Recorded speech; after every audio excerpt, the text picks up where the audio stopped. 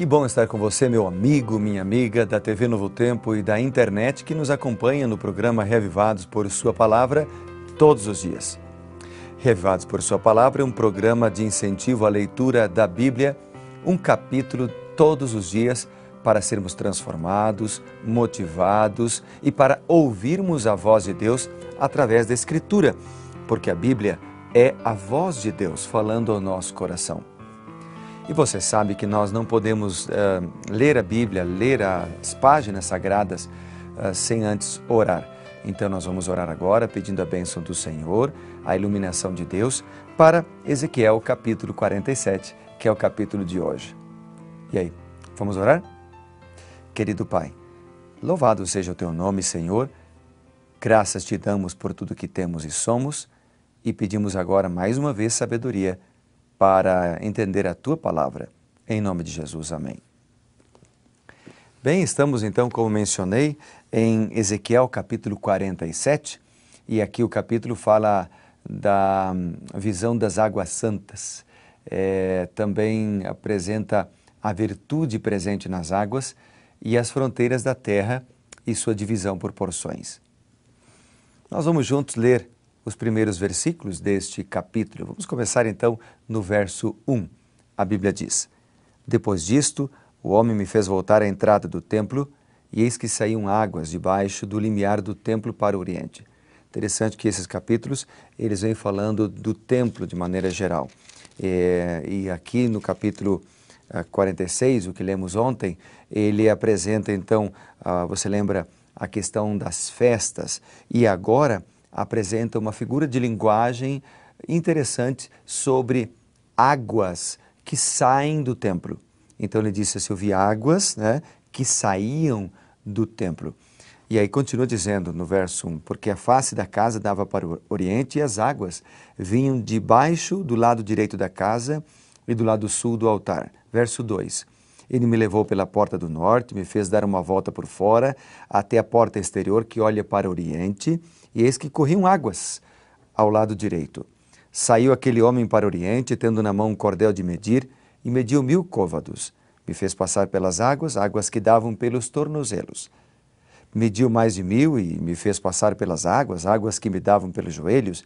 Mediu mais 1000 e me fez passar pelas águas, águas que me davam pelos tornozelos e depois me davam pelos joelhos.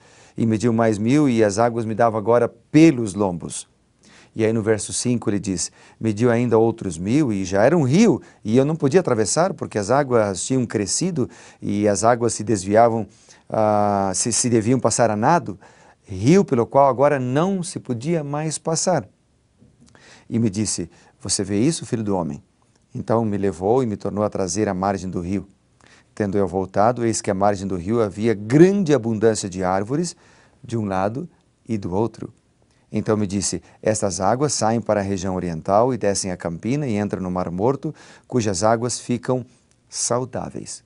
Cai no Mar Morto e estas águas ficam saudáveis. Toda criatura vivente que vive em enxames viverá por onde quer que passe este rio. E haverá muitíssimo peixe, e onde chegarem estas águas, tornarão saudáveis as do mar, e tudo viverá por onde quer que passe este rio. Junto a ela se acharão pescadores, desde Engede até Englaim, haverá lugar para se estenderem redes. O seu peixe, segundo as suas espécies, será como peixe do mar grande, em multidão excessiva. Mas os seus charcos e os seus pântanos não serão feitos saudáveis, serão deixados para o sal. Junto ao rio, as ribanceiras de um lado e de outro, nascerá toda sorte de árvore que dá fruto para se comer. Não fornecerá sua folha, nem faltará, não fenecerá, a sua folha, nem faltará seu fruto. Nos seus meses produzirá novos frutos, porque as suas águas saem do santuário. E o seu fruto servirá de alimento, e a sua folha servirá de remédio. Uau, que linda descrição acabamos de ler sobre os rios, as águas que saem do santuário. As águas que saem ali. Do verso 2 até o verso 6, aparece a expressão 1000 côvados, são aproximadamente 600 metros. 4 vezes o homem faz uso do cordel para medir para marcar as distâncias ao longo da corrente de águas, que se aprofundava progressivamente, desde os tornozelos até os joelhos, depois para a cintura e, por fim, a uma profundidade tão grande que só podia ser vencida a nado. As águas fluíam em direção a leste, a partir do lado sul do templo. Depois dos versos 7 em diante, as águas se transformariam num rio de cura e um rio de uma fonte de vida abundante para tudo e para todos. Elas fluíam pela região árida e rochosa entre Jerusalém e, interessante, o Mar Morto. Ou seja, Arabá, ou região oriental para o sul, ao longo do Vale do Jordão, até o Mar Morto. Quando alcançassem o Mar Morto, ele se tornaria potável. Ele se tornaria capaz de sustentar a vida para que os pescadores pudessem pescar ali. Sararão as águas, é a expressão. É interessante, essa é uma descrição surpreendente, porque você sabe que o Mar Morto é uma porção de água com maior concentração salina do mundo. E atualmente não pode sustentar a vida de nenhuma espécie de animal aquático. Também é o ponto com a altitude mais baixa no planeta, porque a superfície da água está a 450 metros abaixo do nível do mar. E o mar atinge 450 metros de profundidade. É interessante, essa água é a água da vida. Por onde ela passa, ela dá vida. Por onde ela passa, ela transforma. Ela é capaz de transformar, inclusive, um mar morto, que não tem vida. A água viva que Deus fornecia tinha poder imensurável para renovar.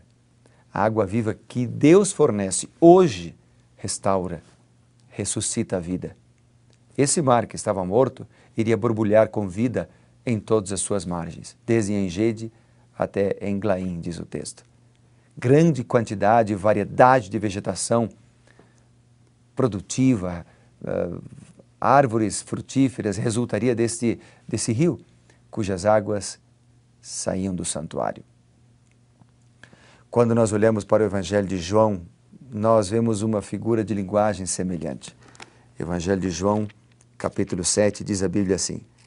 João, capítulo 7, diz a palavra de Deus. João 7, a partir do versículo 37, diz assim a Bíblia. Vamos ler juntos. No último dia, o grande dia da festa, Jesus exclamou: se alguém tem sede, venha a mim e beba. Quem crer em mim, como diz a Escritura, do seu interior fluirão rios de água, água viva. Isto ele disse com respeito ao Espírito que havia de receber os que nele crescem, pois o Espírito até aquele momento não fora dado porque Jesus não havia sido glorificado. Então, em João 7, 37 a 39, Jesus faz também uso dessa ilustração de águas vivas que representam o Espírito Santo, que transformam a vida das pessoas que creem em Cristo, que creem em Deus. Portanto, se nós lermos mais a palavra de Deus, se nós buscarmos o Senhor com mais intensidade, primeiro, com intencionalidade, ou seja, eu vou me programar para buscar a Deus, com frequência, ou seja, todos os dias eu vou buscar a Deus, e com intensidade, não é uma busca rápida de 3 minutos, 4 minutos, é com qualidade, passar tempo na presença do Senhor. Então, se cada um dos membros da igreja, se cada um dos seres humanos fizerem isto, rios de águas vivas fluirão a partir das pessoas para alcançar a outros. E essas águas representam o Espírito Santo, que vão usar a cada um daqueles que se colocam na presença de Deus para que eles sejam uma bênção na vida de outras pessoas.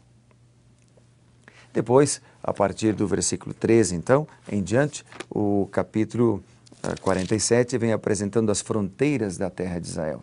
Verso 13, por exemplo, apresenta a tribo sacerdotal de Levi, que já havia recebido um território especial, a tribo de José, que foi dividida em duas para substituir Levi, manter o total de 12 tribos.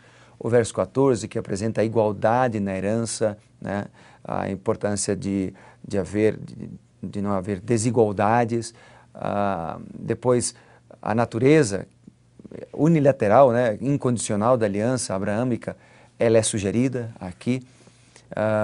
Então, a herança apresentada como uma dádiva concedida mediante a graça divina, ou seja, o povo de Deus não fez nada, nem poderia fazer nada para merecê-la. Então, o que o capítulo está apresentando ao falar da doação das terras é que Deus, Ele abençoa com sua graça, né? Depois, os versos 21 a 23, fala do tratamento do estrangeiro, que deveria ser considerado ao compartilhem as terras. Os gentios que se casassem, se estabelecessem nas comunidades judaicas, deviam ser aceitos como israelitas nativos, qualificados para participar da herança territorial da tribo que eles escolhessem. Então, esse capítulo está falando de a água viva, ou seja, quando nós nos colocamos nas mãos de Deus e nós somos usados pelo Espírito Santo, nós podemos abençoar outras pessoas, e está falando da importância de não discriminar a outros, de ser honesto, e está falando também da importância da igualdade entre uma pessoa e outra. É interessante o que o capítulo apresenta. Dá para a gente aprender muita coisa com Ezequiel capítulo 47. Aprendemos de história, aprendemos do poder de Deus, mas também aprendemos que podemos ser transformados quando nos colocamos nas mãos do Senhor. Que Deus te abençoe para que você possa ser um instrumento nas mãos de Deus para abençoar a outros também. Vamos orar por isso? Querido Pai, que possamos ser um rio de água viva para abençoar as pessoas que estão com sede, sede espiritual, sedentas de esperança, sedentas de encontrar a Jesus, a alegria ou paz. Que nesse momento sejamos usados por Ti para isto. Nós oramos em nome do nosso amado Senhor e Salvador Jesus. Amém.